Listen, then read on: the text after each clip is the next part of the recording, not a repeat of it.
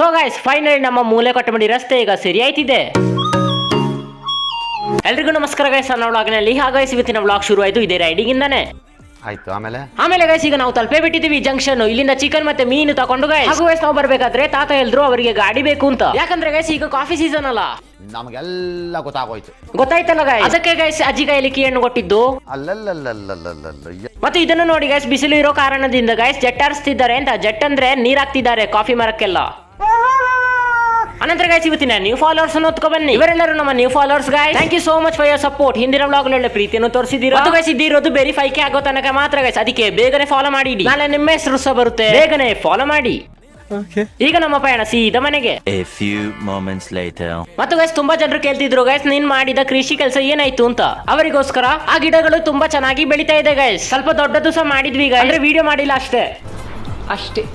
ಮತ್ತು ಗೈಸ್ ನಾವು ಸೈಟಿಗೆ ಹೋಗಿ ಬರ್ಬೇಕಾದ್ರೆ